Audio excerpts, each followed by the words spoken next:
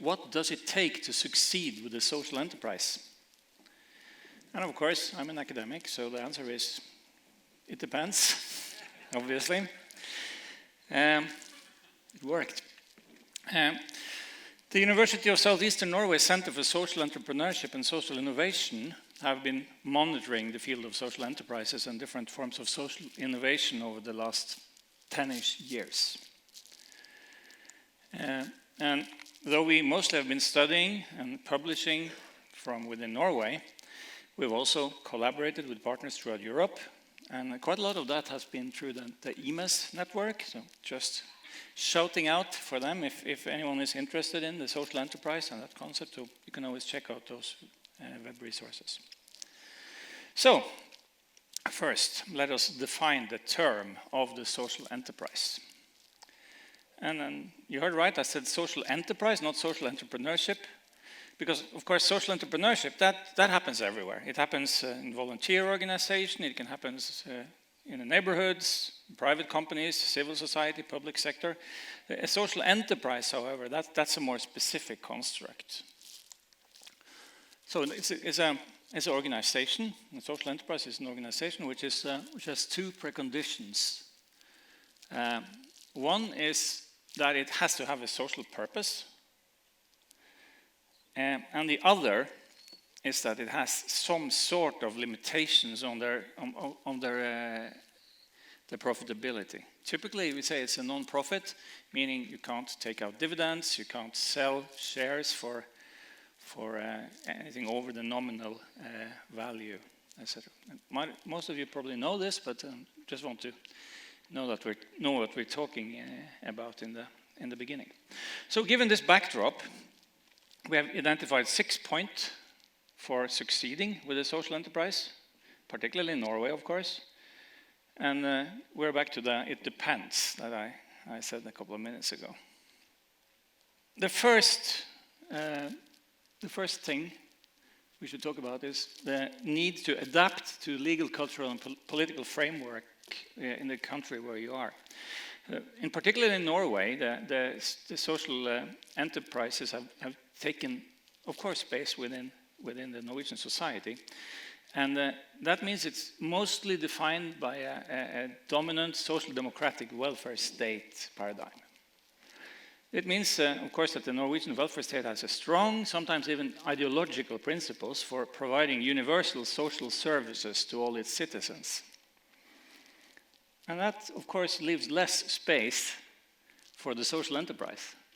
So paradoxically, it means that it's far more challenging to succeed in such a framework than in one where the state does not play quite such an important role. And it may be surprising that running a social enterprise is fiercely competitive. So it must be adapted to the political framework of the host country. I'm not used to sort of monologues, but I guess having a discussion with 110 people will be a little bit hard, so that's okay. The second thing is that municipalities, so local government, plays a very central role in this welfare state service provision. As most welfare services are very decentralized and delivered by a host of local public agencies. So that posts us out our second argument for how you need to succeed in social entrepreneurship. Within social entrepreneurship, all business is local, and that is actually more true than in any other form of entrepreneurship because of the public-private collaboration element. Meaning you must solve local problems in a local context. So, point 3, innovation. Since the social enterprise is so competitive, being able to get support and funding for a social purpose and a social enterprise in any way, either from governments or from private funders, you must be almost genius. You can't enter the market with a small adjustment of something that's already there. You have to be really innovative, meaning you need to provide a product, a service, an organization form, or a production method which is new.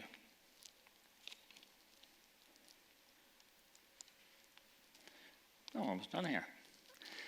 And at the same time, you have to fill an actual gap, a proper gap. A social need must be identified. It needs to be solved, at least partly solved, by the innovation that you provide. So here, running a social enterprise is just like running any other social enterprise. You can't do it without actually finding a target group, solving a problem for them.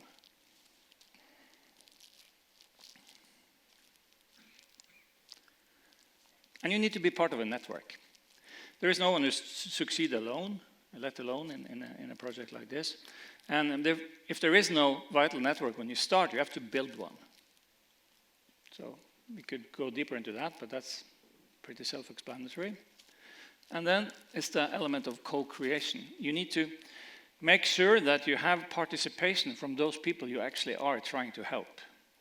If there really are gaps in the society where social conditions are not working properly, there will also be human beings who are in those gaps, who are in the danger of falling into those gaps. And those people are your resources. Those people are the ones that can really help you stand out. So they should be invited and included at the company board, in advisory groups. They should be involved as autonomously as possible and should not be just invited in as hostages or alibis or being served already finalized conclusions in some sort of coffee and cake setting. So these 6 points, it says a few things. First of all, most of this is true for any enterprise, actually. So that's kind of the main point there. And if you are involved in a social enterprise, you have to do the hard entrepreneurial work that any entrepreneur has to do. You can't cut corners, you can't take shortcuts. It's not some sort of light version of entrepreneurship. And also to finish with one of my pet discussions, I actually allowed myself to add 2 of my own slides at the end of this. So if you could please not report that to anyone, I would greatly appreciate that. This is a little bit illoyal. I hope that one day all of those terms, social entrepreneurship, impact entrepreneurship, sustainable entrepreneurship, will be obsolete. My hope is that all entrepreneurship will embrace those principles of sustainability and impact, so that not too far in the future we'll talk about entrepreneurship and mean social entrepreneurship, sustainable entrepreneurship, impact entrepreneurship. And that will take place in all corporate forms, not only within the corporate form of the social enterprise. And I think we're actually closer than you think. This is research that we've done. We analyzed 900 entrepreneurs, and we logged their motivation. We went into the EMS that Alan down here spoke about earlier, in the backside of it, and we tried to find out what is actually people writing when they're defining their motivation. And interestingly enough, not all entrepreneurs are motivated by getting rich or living the rest of their life on a golf course or a Pacific island or something like that. Of the 900 entrepreneurs, all of their motivations really consolidated to 4 main motivations. You have them here. Get, which is the golf course thing, sort of exit and make enough money to live comfortably for the rest of your life. Give is any kind of positive impact you have on your society around you in any way. Make is just the intrinsic value of making something beautiful. I, for instance, would like to make the best electric guitar in the world in my next venture. That would be a typical make motivation. And then live, which are the people who don't really want to be entrepreneurs, but they happen to have a job or be situated in a place where they can't really find a normal employment. The interesting part here is, of course, first of all, that only 25% is get, but in our context now, 26% is give. And this isn't social entrepreneurs. This isn't the social enterprise. This is an average representative collection of all entrepreneurs.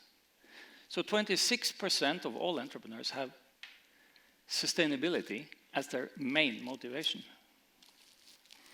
And if you look at the combined motivations, 52% of the same group have give as a part of their motivation. So half of the entrepreneurs, regular entrepreneurs, are social entrepreneurs by motivation, whether they are in a social enterprise or not. And then, getting to the end here, it actually works. This comes from another CESAM publication, and this time it's specifically on the motivation for sustainable entrepreneurship. And this model shows in the, I wonder if this works. In the middle here, you have the motivation for sustainable entrepreneurship, which is, of course, a Venn diagram with a combination of the motivation for being sustainable and the motivation for adding to sustainability through the vehicle of entrepreneurship. And that's being impacted positively by access to resources, absence of limitations, values, role models and best practices, influenced negatively by fear of failure and influenced by education.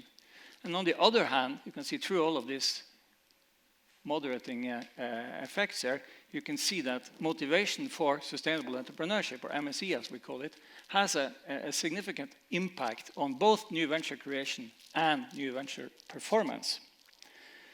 So,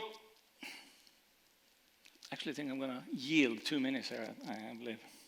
Since half of the entrepreneurs that we have researched want to give to the world, and we've seen here that this motivation actually influenced their ability to succeed, perhaps I can have my dream fulfilled. Perhaps in the near future, the word entrepreneurship will imply sustainability and impact. Thank you for your attention.